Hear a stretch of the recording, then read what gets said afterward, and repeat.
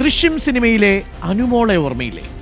മോഹൻലാലിന്റെ ഇളയ മകളായി അഭിനയിച്ച എസ്തർ അനിൽ ഇന്നലെ ഇൻസ്റ്റാഗ്രാമിൽ പങ്കുവച്ചൊരു കുറിപ്പ് വല്ലാതെ ചിന്തിപ്പിക്കുന്നതാണ്.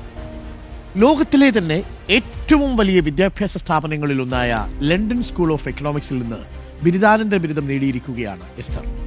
ലണ്ടൻ സ്കൂൾ ഓഫ് എക്കണോമിക്സിൽ പ്രവേശനം നേടിയതിനെക്കുറിച്ചും മാതാപിതാക്കളുടെ പിന്തുണയെക്കുറിച്ചുമെല്ലാമാണ് എസ്തർ ഇൻസ്റ്റാഗ്രാമിൽ എഴുതിയത്. ആ കുറിപ്പിൽ ഒരു വരി വല്ലാതെ സ്ട്രൈക്കിംഗ് ആണ്.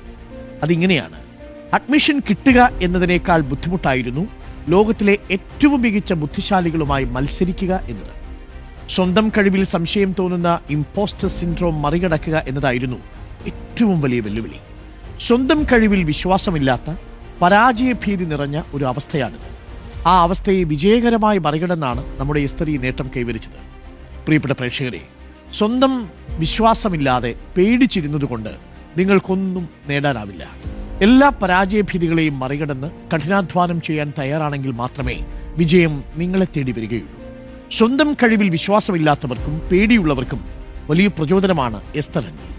പ്രശസ്ത ചിത്രകാരനായ വിൻസെന്റ് വാൻ ഗോഗ് ഒരിക്കൽ പറഞ്ഞത് ഇങ്ങനെയാണ്: നിനക്ക് വരയ്ക്കാൻ കഴിയില്ലെന്ന് ഉള്ളിലെ ഒരു ശബ്ദം നിന്നോട് പറയുന്നുണ്ടെങ്കിൽ എന്തു തന്നെയാണെങ്കിലും നീ വരച്ചുകൊണ്ടേയിരിക്കുക.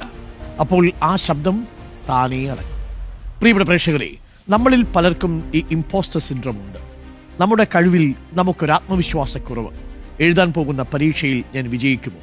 ഞാനെടുക്കുന്ന കോഴ്സിൽ എനിക്ക് വിജയകരമായി ഇത് പൂർത്തിയാക്കാൻ കഴിയുമോ?